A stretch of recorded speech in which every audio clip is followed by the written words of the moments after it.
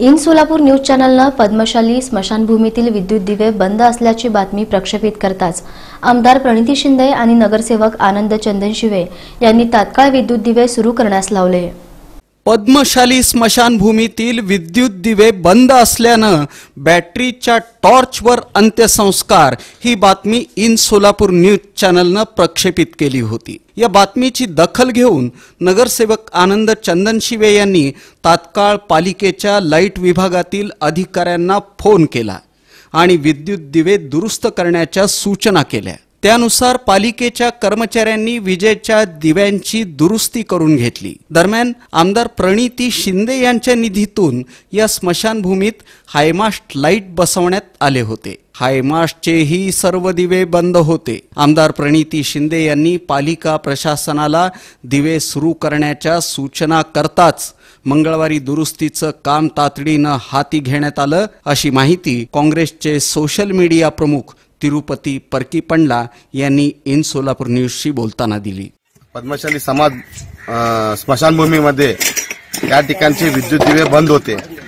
या ठिकाणी अंत्यविधीसाठी येणाऱ्या नागरिकांना रात्री अपरात्री जे येत होते त्यांना खूप त्रास या ठिकाणी होत होता।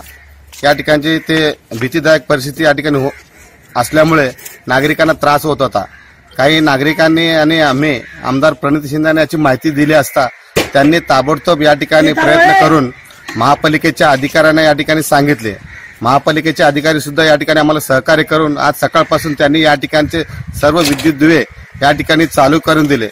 दरम्यान स्मशानभूमीतील दिवे कायमस्वरूपी सुरू राहावेत अशी मागणी समाज बांधवांमधून होत आहे। ही समस्या नगरसेवक सुरेश पाटील यांचे सुपुत्र बिपिन पाटील यांनी इन सोलापूर न्यूज समोर मांडली होती। तर पद्मशाली स्मशानभूमीतील दिवे तात्काळ सुरू करण्याची सूचना नगरसेवक सुरेश पाटील यांनीही महापालिका प्रशासनाला केली।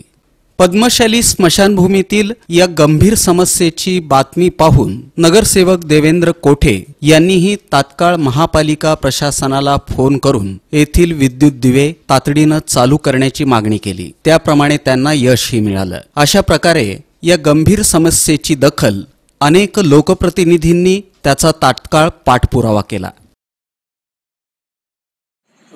देवबत्ती आणि प्रशासनाला देवबत्ती लावण्यासाठी प्रशासनाला जागा करावे म्हणून प्रयत्न केलतो, प्रश्न उपस्थित केलतो इथे।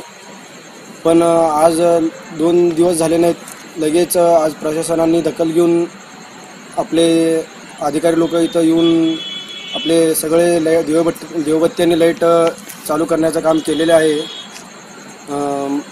मी स्वतः बिपिन सूर्यकांत पाटील आंदोलन करणार म्हणून असं